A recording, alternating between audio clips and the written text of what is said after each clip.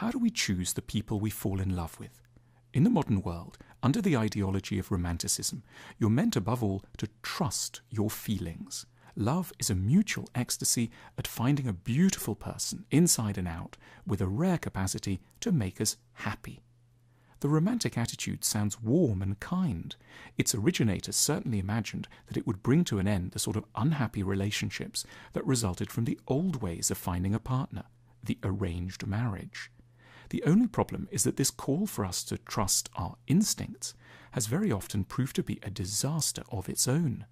Respecting the special feelings we get around certain people in nightclubs or train stations, parties or on websites, and that romanticism so ably celebrated in art, appears not to have led us to be any happier in our unions than a medieval couple shackled into marriage by two royal courts, keen to preserve the sovereignty of a slice of ancestral land. Instinct has been little better than calculation in underwriting the quality of our love stories. There's another school of thought, this one influenced by psychotherapy, which challenges the notion that trusting instinct invariably draws us to those who will make us happy. That's because the theory points out that we don't fall in love first and foremost with those who care for us in ideal ways. We fall in love with those who care for us in familiar ways, and there might be a big difference. Adult love is modelled on a template of love created in childhood and is likely to be entwined with a range of problematic attractions that militate in key ways against our chances of growth and happiness as adults. We may believe we're seeking happiness in love, but what we're really after is familiarity.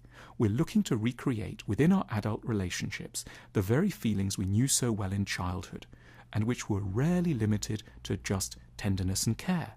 The love many of us will have tasted early on was confused with other, perhaps more destructive dynamics. Feelings of wanting to help an adult who was out of control, or of being deprived of a parent's warmth, or scared of his or her anger, or of not feeling secure enough to communicate our trickier wishes.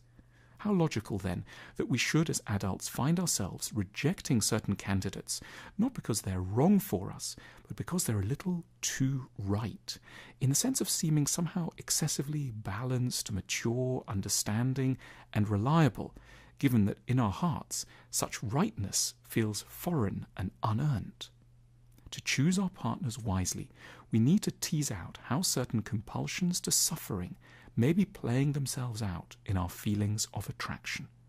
A useful starting place is to ask ourselves, perhaps in the company of a large sheet of paper, a pen, and a free afternoon, what sort of people in the abstract put us off, and what kinds excite us. To try to trace back qualities to the people who first loved us in childhood, and to ask ourselves how much our impulses really are aligned with things that might make us happy. We could stand to discover, for example, that slightly distant and sadistic people do always seem more interesting to us than the so-called nice ones. That should make us stop and think. Our honestly described reactions are legacies. They are revealing underlying assumptions we've acquired about what love for us can feel like.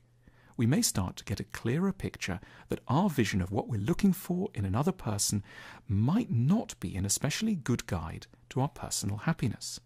Examining our emotional histories, we learn that we can't just be attracted to anyone.